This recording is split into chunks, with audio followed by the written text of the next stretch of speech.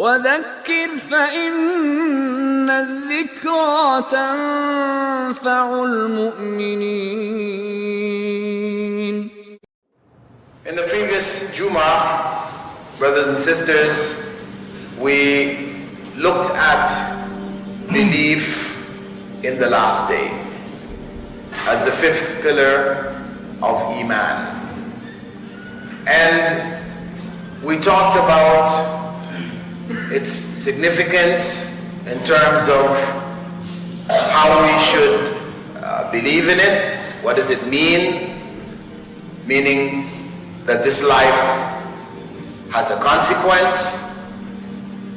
We have to meet our deeds at the end of this life. We will be resurrected. We will be judged. And following the judgment, there is paradise or hell. This is a basic part of Muslim belief. And that Allah subhanahu wa ta'ala, in His complete justice, places everyone in paradise by His grace, but not grace without justice. Grace which is based on our deeds. And everyone who is put in hell is put there out of His justice. And within that justice, there is mercy. What we're looking at today is the last pillar of faith. Belief in the destiny, al-qadr, the good of it and the evil. Prophet Muhammad ﷺ, whenever he mentioned it in the line of the pillars of faith, he always added khayri wa sharri, the good of it and the evil. Why? Because it is easy for people to accept the good of destiny, but it's difficult. It is a bitter pill to accept the evil of destiny. To understand destiny, one needs to first understand the completeness of Allah's knowledge. To deny destiny is to deny the completeness of Allah's knowledge. Either Allah knows everything absolutely, or He doesn't know everything absolutely. He describes Himself as Al-Alim, Allamul Ghuyub, the all-knowing, who knows the unseen. In verses like that of Surah Al-Imran, verse 5, إِنَّ اللَّهَ لَا يَخْفَى عَلَيْهِ شَيْءٌ فِي الْأَرْضِ وَلَا فِي السَّمَاءِ. Indeed, nothing in the earth or in the skies is hidden from Allah. And there are many, many verses where this theme is repeated. The knowledge of Allah, complete. And this is unique to Him. He alone knows what is hidden. Even Prophet Muhammad ﷺ did not know the unseen, except what Allah subhanahu wa ta'ala allowed him to know. When He told us about the time to come, about the signs of the last day, He didn't deduce that knowledge. It wasn't knowledge which He had because He was a prophet. No. It was knowledge which Allah revealed to Him. Because without that revelation, He was like everybody else. And that's why Allah had Him say, قُلْ إِنَّمَا أَنَا بَشَرٌ مِثْلُكُمْ. Indeed, I'm a human being like the rest of you. Stressing, there's no difference. The only difference is that revelation came to him. This is what made him special. And this is what gave him a source of knowledge from which to inform us of the future. Allah subhanahu wa ta'ala, He alone knows everything. So if He knows everything, then He must know before we were born what we're going to do, what we're going to say, what state we will die in, what will happen at the day of judgment, whether we'll go to heaven or whether we'll go to hell. That is all known. That knowledge, in order to impress it upon us, Allah, through His messenger, informed us that it was all written down. The messenger, sallallahu alaihi wasallam, said that the first thing Allah created was a writing instrument. And He instructed that writing instrument to record. And it asked Allah, what should it record? And Allah told it to write everything that was and would be. And that was 50,000 years before the creation of the world, the universe. So it is all written down. All that will take place in our lives is already written. Who we be born to, what family we'll be born in, how much wealth we will have, who will we marry, how many children will we have, where will we die. All of it is already written.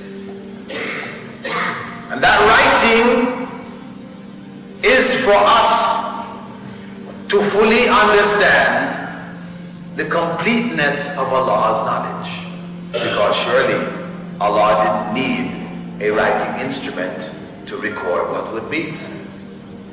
As we said, belief in the destiny begins with Allah's knowledge, complete knowledge.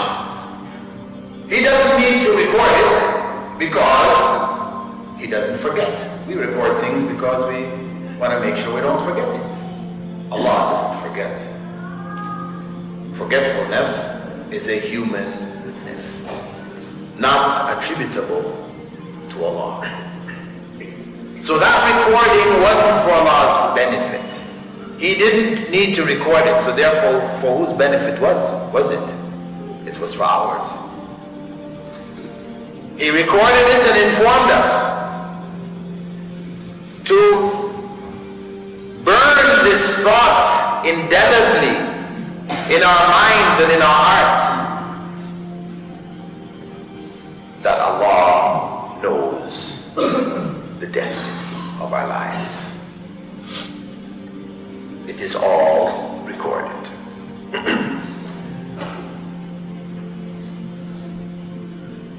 The third principle attached to a belief in the destiny is that nothing takes place without the will of Allah. Nothing occurs in this world which is not in accordance with His will. So whatever takes place, it is by His permission. Whatever. That doesn't speak or address the rightness or the wrongness. Simply because Allah permits something to happen doesn't necessarily make it right. In other words, if we commit a murder, Allah has permitted us to commit that murder, it doesn't mean that we can then say, well, Allah permitted me to murder, So it must have been okay? No. Because Allah told us that murder is evil. Killing one person is like killing the whole of humankind. It is so great in the sight of Allah. Taking that life without just cause is a great evil. So after Allah has told us that, and we have chosen to do it, we can't then turn around and say, well, if Allah allowed us to do it, it must have been okay. No. It was okay relative to Allah, but not okay relative to us. We will be judged according to the choices that we make.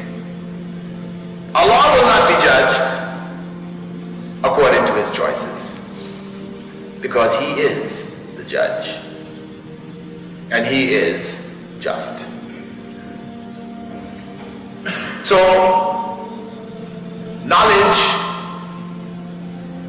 writing, the will of Allah are three basic concepts that we must understand to be able to grasp the significance of the destiny in our lives. The other principle added to that, which is an extension of all things happening in accordance with Allah's will, is that everything besides Allah is created. Everything besides Allah is created. It is a part and parcel of his creation. Allah has complete control over it all.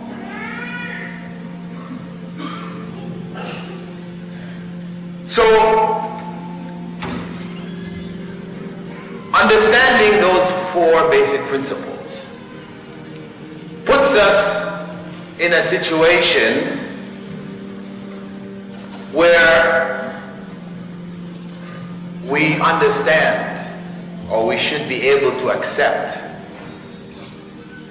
that whatever takes place in our lives is according to the will of Allah. It took place because he created the circumstances for it to take place. It was written before the creation of this world, and it is all known to Allah. Allahu Akbar.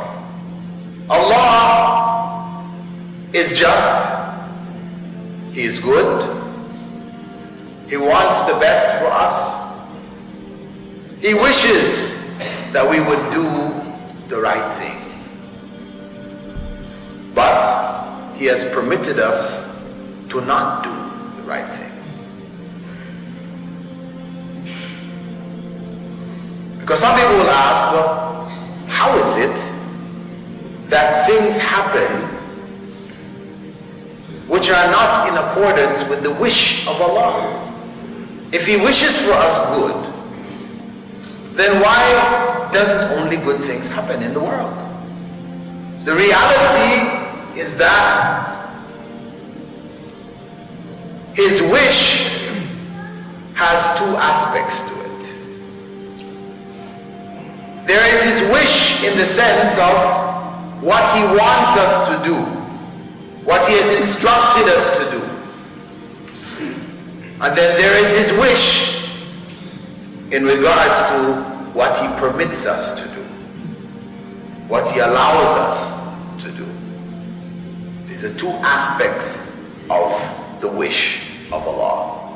Technically, it is referred to as al-mashi'a al-shar'iyya, Allah's legal wish, what he has legislated, and al-mashi'a al-kawniyya, and Allah's creational wish, what He has permitted or created and allowed.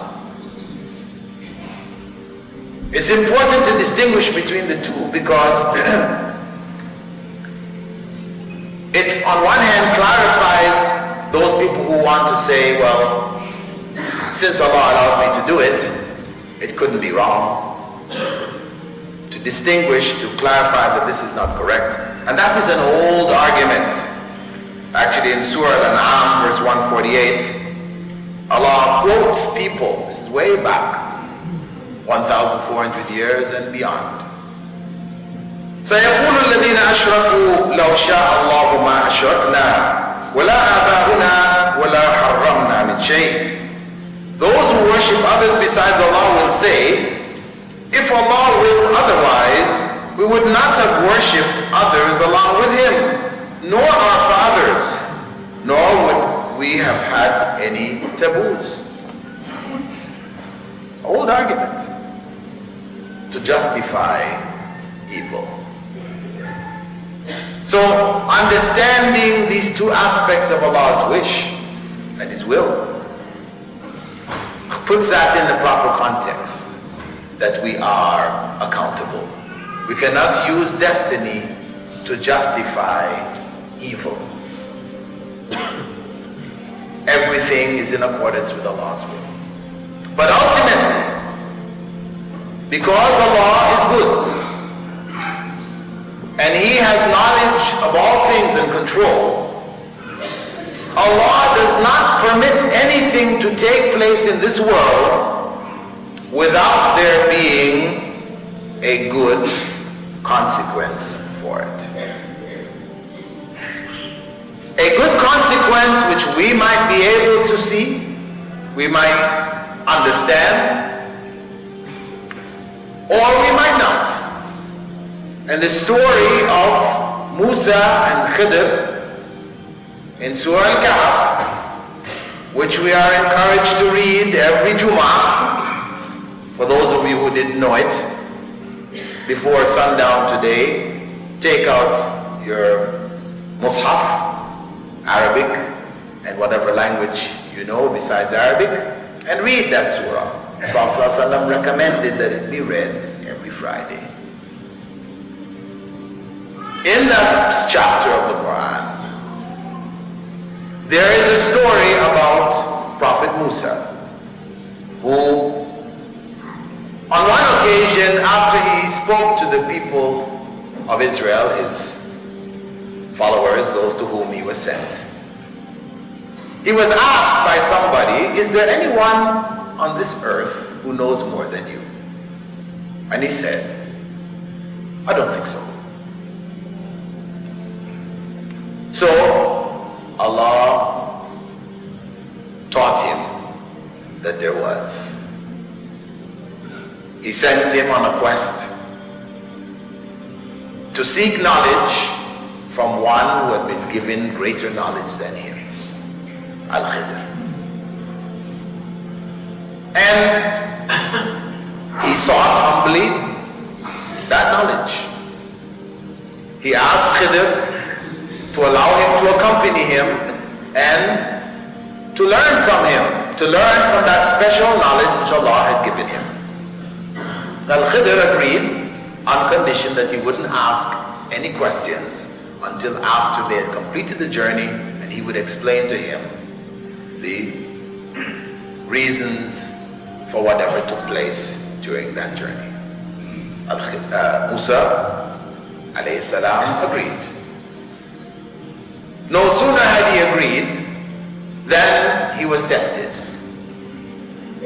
They crossed the river in a boat, and after they crossed over the river, these people who had so kindly brought them across the river, everybody got out of the boat. And then Musa and Khidr, before getting out of the boat, Musa notices Al-Khidr taking an axe and smashing a hole in the bottom of the boat. So Musa couldn't help it. He saw what was wrong taking place before him, so he asked Al-Khidr, are you going to destroy these people's boat? After they've done good to us, opening a hole in it so they might drown? Isn't that something not good? Should you really be doing this? Al-Khidr reminded him, didn't we have an agreement that you wouldn't ask any questions until the end? He said, oh yes, I forgot. Excuse me, I'll be patient. No sooner after that, but Al-Khidr does something even greater, a bigger test. He finds a little boy only in his early years, maybe 11 or 12 years old. He grabs the boy and twists off his head. Musa is aghast. What in the world is this? What led you to do this? An innocent child, you're murdering this child, right before my eyes.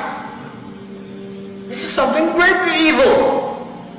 Al-Khidr reminded him, did we agree that you wouldn't ask any questions? He said, okay, sorry. If I ask you another question, you have the right to leave me and carry on and let me go on my way. So, came another test, which may not have seemed to be like a great test. It seems to be lesser on one level. They came to a town, and the people in the town were completely inhospitable.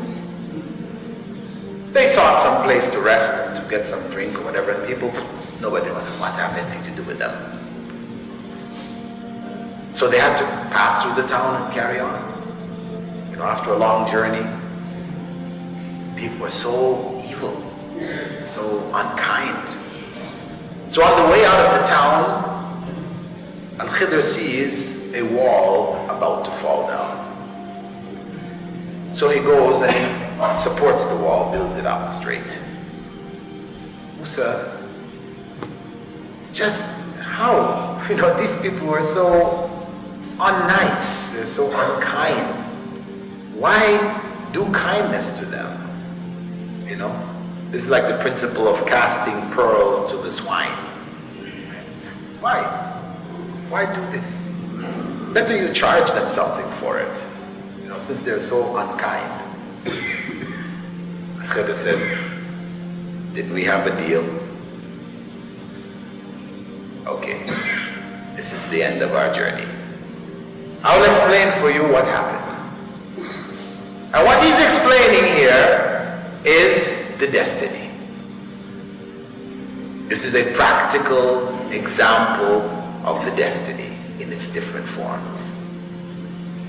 He said, as for the boat, there was a king coming down the river, and he was snatching everybody's boats, just taking them. He's the king. I want that boat. And he would just take people's boats. So what? It means he would come up to those people's boat to find there's a hole in it. Oh, don't need that one. Carry on. So the boat was saved by the hole. This is the first example. Those people, after they came back to their boat, and they saw a hole in it, they would have said, who would do this? Why would anyone want to break our boat? It's a bad thing. It's not good. Then the king comes, grabbing everybody's boat. Alhamdulillah, there was a hole in our boat. Initially, they saw evil, but soon they would realize that the hole in the boat was a good thing. What appeared to be evil had a good consequence. The second family, the family of the boy who found their child on the ground, his head ringed off, torn off, they would have been aghast. Who would murder our child, our innocent child? Allah, according to the narrations, gave them another child, a girl who was righteous, who was good, who treated them well. So there was a good thing coming after it, but still in their hearts they would feel the loss of their son, and they would not know why. They wouldn't know why. They were righteous people, good people. Al-Khidr explained that though that boy who appeared innocent was going to grow up and test his family, was going to put a trial on them so heavy that it would shake their faith. It would bring them to their knees. That child was an evil child. So Allah spared them his evil by taking his life in youth. On the day of judgment, when the book of deeds are brought, they will know then that that was a good thing. But until then, there was no way for them to know. All that remained was something evil. That's all they could see, and the loss they felt. So that is another element of the destiny. Things happen, and we can't see the good. Things happen, and we can see the good. The last example was the case of the wall, which covered a treasure, buried wealth, for 2 orphans in the town. 2 orphans who, being orphans, would have been exploited by the townspeople if their wealth was exposed. They would have taken it, used it up, and the wealth would not have reached the children. So Allah had that wealth covered up until they would reach the age where they could possess it and stop others from taking it from them. And he did it. Why? Because, as Al-Khidr said, كَانَ أَبُوهُمَا صَالِحًا, because their father was a righteous man. Because their father was a righteous man. That the destiny, the good of it, is for the righteous. That if we strive to be righteous, to be good, then whatever happens in our lives is for good. And that good is not just restricted to us, it will benefit those next to us, our offspring, our children, the generations to come. That is the greatness of the destiny and Allah's mercy with regards to it. Now we need to look at the consequence of belief in the destiny. How should it affect us? What is the Islamic characteristic or characteristics that belief in the destiny creates? If that belief is true, then it should have an impact on us, because we said from the very beginning, when we started looking at the pillars of Islam, each and every one after the other, pillars of Iman, that all of this was to transform us, to change our character, to reform our character, to make us the Quranic ideal, to bring us as close as we wish to go to the Quranic ideal. When Prophet Muhammad ﷺ was asked, or when his wife Aisha was asked, what was the character of the Prophet ﷺ like? She said, كَانَ خُلُقُهُ الْقُرْآنِ. His character traits were the Qur'an. What the Qur'an taught, whatever the Qur'an inspired, identified, clarified, called us to, he lived it. And he summed up the message of the Qur'an and the message of Islam, saying, إِنَّمَا بُعِثْتُ لِأُتَمِّمَ مَكَارِمَ الْأَخْلَاقِ. Indeed, I was only sent to perfect for you the highest of moral character traits. That the essence of Islam is morality in our behavior. How we relate to Allah subhanahu wa ta'ala, that is one level of morality. Morality talks about what's good and what's bad. Every society has a morality. Some is based on group opinion, consensus, democracy.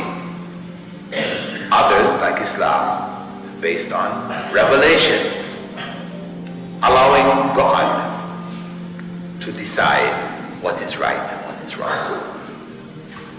So it is morally good to worship Allah alone and to not worship anyone besides Him, and to not call on anyone in prayer to take our prayers to Allah.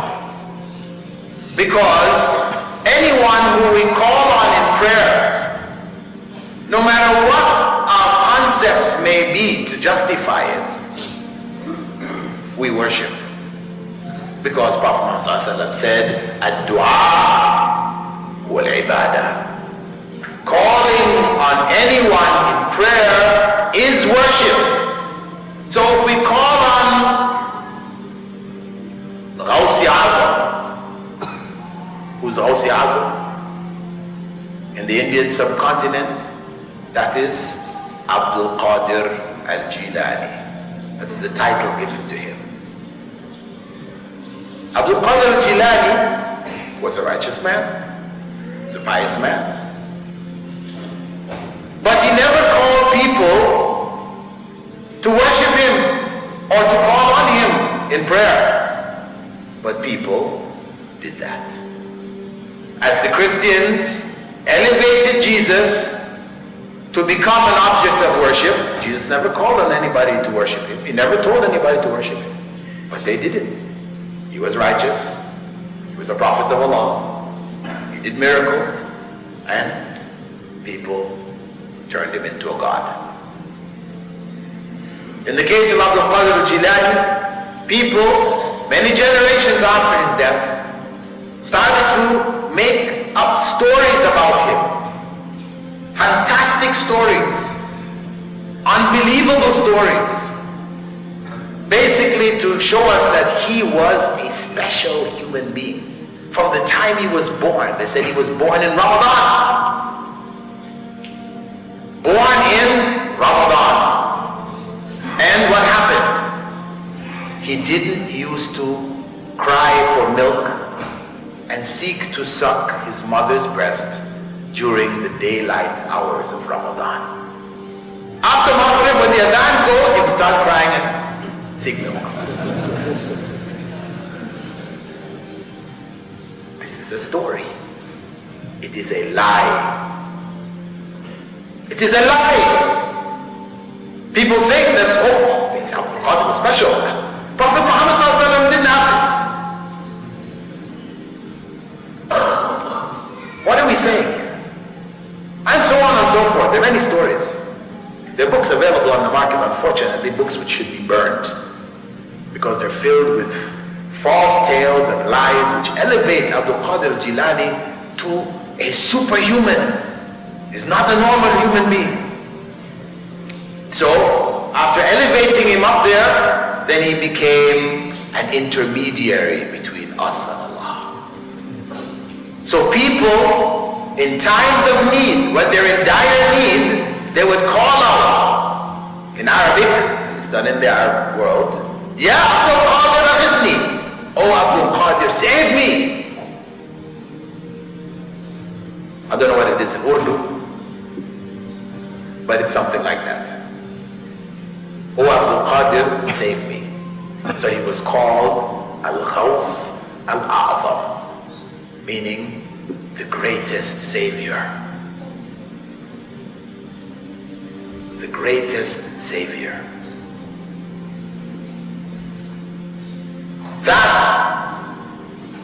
and sisters, we should have no doubt in our hearts that to call on Abdul Qadir or any other individual who we call a saint, a pious man, a peer, a sheikh, a maulana, he is dead and we call on him in prayer, that is worship of him. That's what Prophet Muhammad said, ad-du'a huwa al-ibadah. Dua, calling on anyone in prayer, is worship of that person. That is bad character. That is morally wrong. That is what the Qur'an taught. That is what Prophet Muhammad taught. As it was morally right to worship Allah alone, it's morally wrong to worship others besides Allah. And morality involves human beings.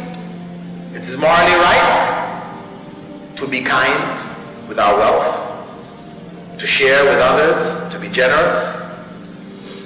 And it's morally wrong to be stingy. People are in need and we know it and we don't share, we don't help. That's morally wrong. Sure, the wealth is in our possession, but it all came from Allah. And the needy, the poor, they have a right in our wealth. For the believers, they know that, as Allah stated in the Qur'an. And even to the world around us, the animals, the environment, we have a responsibility to look after this world which Allah has put us in. Not to kill animals unnecessarily. Prophet Muhammad had said, do not make birds your targets. Just to shoot them with arrows or guns or whatever for sport. This is evil, morally wrong. To shoot them, cook them and eat them, perfectly okay. But just for sport, morally wrong and evil. So we don't accept, we don't honor that culture, the culture, as they say, of the great white hunter who came out of Europe into our lands in Africa and Asia, India, hunting for buffaloes and elephants just to kill them and put their heads on their walls, big plaques with the elephant head or the elephant's foot. They make it into a stool or whatever, killing these beasts for sport. It is evil. It is not something to be respected. Of course, now they're making a big deal about it. Yes, we have to preserve these animals from being, driven to extinction. Why? We almost killed all of them ourselves. So the few remaining ones, we want to put them in zoos or whatever so we can go and look at them when we want. And we make a big thing about it. And they will spend more money to preserve the few remaining animals that they wiped out than on the needy people who are starving across the world. These people have, the animals have more importance to them today, unfortunately, than the needy human beings in the world. Because they say, well, if a needy human being dies, there are millions of others. But if the last elephant dies, there's no more. Well, we beg to differ. If the last elephant dies, that is Allah's will. If a human being dies when he could have been saved, then we all carry the sin who could have saved him. So, what then is the character which belief in the destiny should develop in us? That character, first and foremost, is a patient character. Patience, sabr. One who, understanding that nothing takes place except by Allah's will, he is patient. She is patient. It's not the way we wanted it. It's not the way we like it. That's what happened. But we accept it because Allah knows best. And if He has permitted it, then there's good in it. Whether we can see it or not. There's good in it, whether we can see it or not. So when a non-Muslim comes to you and says, Well, what is the good in the tsunami? Where is the good in the tsunami? Okay, we can't obviously see it, but we believe it is there. Like the child who lost his life. There was good in it for the parents who remained in this world. And we leave it at that. We don't have to argue. It's enough that we can see many examples of evil, apparent evil, followed by great good as a result of that apparent evil. That's enough. That's the evidence. Allah left us with that so we can have confidence. And belief in the destiny should give us that confidence then to what? To be patient. That we don't go and break Allah's law because we're impatient, because that's the evil consequence. When something happens that we don't like, we then break Allah's law, justifying, I can't deal with this. No. We hold ourselves, we are patient, as Prophet Muhammad ﷺ was. What he suffered to spread the message of Islam, this is something we should read about and absorb. His great patience. That's his example. Secondly, what it should produce is a content personality. That not only are we patient with what takes place, but we are content with what the destiny has given us. It doesn't mean we don't strive to do anything, to improve our lot, to do better, but after we have striven, what do we do? Are we impatient? We're waiting, it should happen now. I've done what I'm supposed to do, and why is it happening now? I did what I could, and this is what Allah has permitted. I'm content with it. I'm not perpetually driven to fulfill whatever I desire. I am content with what Allah has given me. And that was the way of Prophet Muhammad sallallahu alaihi wasallam, a way of contentment. And finally, a stable personality, one who is able to benefit from the ups and the downs of life. Not flipping one way and flipping the other way, depending things are good, wonderful, things are bad, terrible, just up, down, all over the place. As in the case of an individual, his name is recorded, Arthur Kane, who, when the stock market fell in the US back in the 80s, he lost a lot of money. He was a millionaire.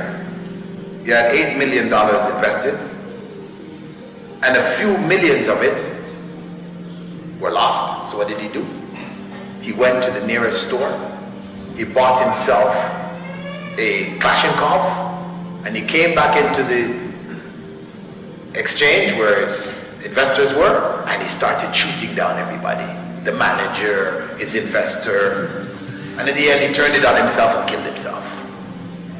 The man had 8 million and he lost 3-4 million. So he only had 4 million left.